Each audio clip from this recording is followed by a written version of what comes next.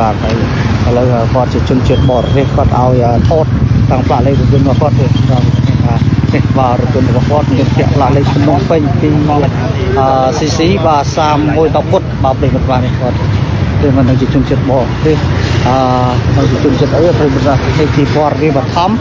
ដែលយើងទទួលបានបាទប្រិមិត្តហើយម៉ូតូរបស់បងស្រីគឺពាក់ផ្លាកលេខបាត់គឺនឹងចេញបាទមួយអានេះគួយយីមួយបាទ845បាទប្រិមិត្តបាទប៉ះជាមួយនឹងរថយន្តស្រីទំនើបបាទមិនដឹងជាម៉ាកអីប្រិមិត្តនេះយើងក៏ដឹងថារថយន្តម៉ាកអីដែរបាទហើយគាត់ជាជនជាតិបរទេសបាទប្រិមិត្តបាទនៅក្នុងនំម្ដុំរង្វង់មូលទូកោកចាស់ដែលស្ថិតនៅសង្កាត់បឹងកក់ទី2ខណ្ឌទូកោករាជធានីភ្នំពេញផ្ទាល់តែម្ដងបាទប្រិមិត្តបាទហើយបងអូនស្រីនេះគឺគាត់អត់មានលទ្ធភាពទេបាទប្រុសពុកបងស្រីសុំសម្លេងតិចគាត់ជាសំណងបងស្រីមកនេះសម្រាប់បងជនជាតិបរទេសគាត់គឺសំណងពីខាងពួកខ្ញុំចំនួន$500អញ្ចឹងចាហើយបងស្រីអត់មានលទ្ធភាពទេចាពួកខ្ញុំអត់មានលទ្ធភាពទេពូដោយសារតែរងថ្ងៃពួកខ្ញុំធ្វើការហ្នឹងគឺដើម្បីមករៀនដូចគ្នាពូហើយព្រោះសារគាត់នៅខេត្តគាត់ជាពួកខ្វះខាតដូចគ្នាអញ្ចឹងមានតែបងស្រីសុំឲ្យទៅខាងសមត្ថកិច្ចដើម្បីជួយដោះស្រាយឲ្យហ៎អញ្ចឹងហ៎អរគុណបងស្រីអាហ្នឹងនៅរៀនទេហ៎នៅខេត្តណាដែរខ្ញុំនៅខេត្តកំពង់ចា៎ការដល់នោះអរគុណច្រើនបាទបាទហើយឥឡូវគាត់បានបញ្ជាក់ឲ្យប្រិមិត្តបាទគាត់ថាគាត់នៅខេត្តកំពង់ស្ពឺបាទប្រិមិត្តបាទគាត់ជាសិស្សបាទប្រិមិត្តបាទប្រិមិត្តនេះឡើយនេះបងស្រីបងប្រុសនេះបាទពីរនាក់នេះតែម្ដងបាទប្រិមិត្តបានប៉ះទាំងជាមួយរថយន្តស្រីទំនើបបាទហើយព័ត៌មានបឋមនិយមទទួលបានពីបងប្អូនប្រជាពលរដ្ឋដែលនៅជិតនេះបានរៀបការប្រាប់មកអង្គភាពយើងខ្ញុំថារថយន្តស្រីទំនើបប៉ះនឹងជាមួយម៉ូតូនេះតែឥឡូវចរចាគ្នាអត់ត្រូវទេប្រិមិត្តដល់ថាគាត់ជាជនជាតិបរទេសហ្នឹងគាត់ទាបអូនស្រីសំណងចំនួន$500តែអូនស្រីអត់មានលទ្ធភាពបាទដោយសារគាត់មកពីខេត្តផងហើយធ្វើការផងបាទហើយនឹងបាទបន្ទប់ស្នាក់នៅផងអីផងបាទប្រិមិត្តខ្លះគឺក៏អត់មានលទ្ធភាពទេ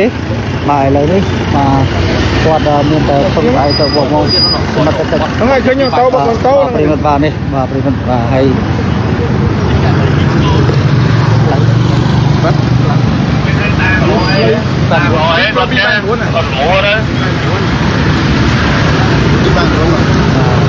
ប្រិមិត្តបាទតាមរយៈផ្លូវ239បើនិយាយចាំរង្វង់មូលចាស់តែម្ដងបាទប្រិមិត្តបាទដែលស្ថិតនៅសង្កាត់បឹងកក់ទី2ខណ្ឌទូកោករាជធានីភ្នំពេញអានេះបងកក់2ហ៎បងកក់2ឡងនោះអានេះពោបាទប្រិមិត្តឥឡូវអត់ទាន់មានគ្រឿងវត្ថុមានសមត្ថកិច្ចមកដល់នៅឡើយទេបាទហើយការចរចានេះបងស្រីបងប្រុសនោះគឺគាត់អត់មានលទ្ធភាពតែម្ដងប្រិមិត្តបាទ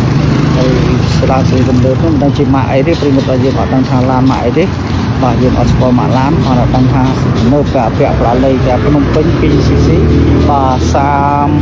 3110ពុតបាទប្រិមិត្តបាទ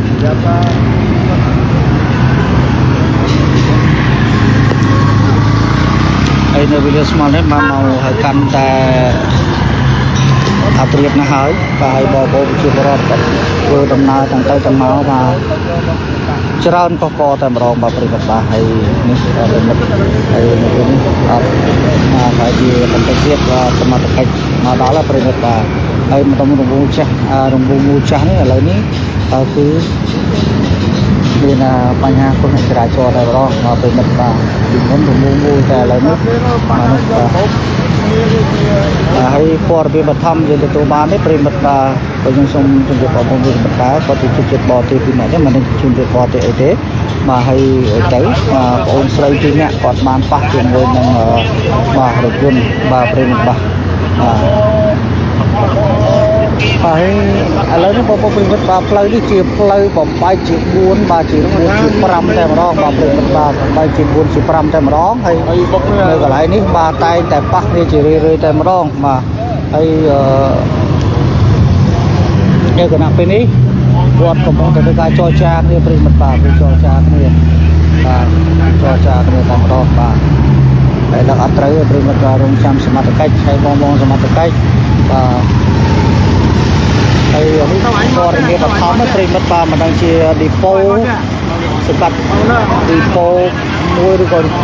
សង្កាត់បឹងកក់2ឯប្រិមិត្តបាទនេះជាព័ត៌មានបឋមប្រិមិត្តបាទសូមអធិស្ឋានផងព្រោះទឹកដីមិនបាទមិនដឹងជាខាងណាទេប្រិមិត្ត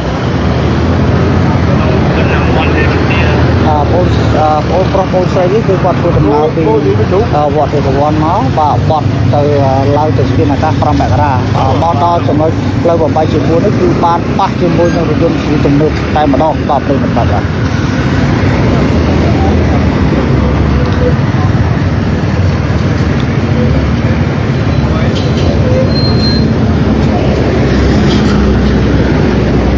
ហើយអរគុណច្រើនដែរប្រិយមិត្តដែលចំណាយពេលនឹងតាមដានការផ្សាយរបស់អង្គភាពផ្សាយព័ត៌មានសង្គមបាទនៅគណៈពេលនេះការអធិប្បាយរបស់យើងដល់ទីបញ្ចប់រកពេលពេកកំហុសខុសឆ្គងប្រការណាមួយក៏សំខាន់ថាពេលទោះ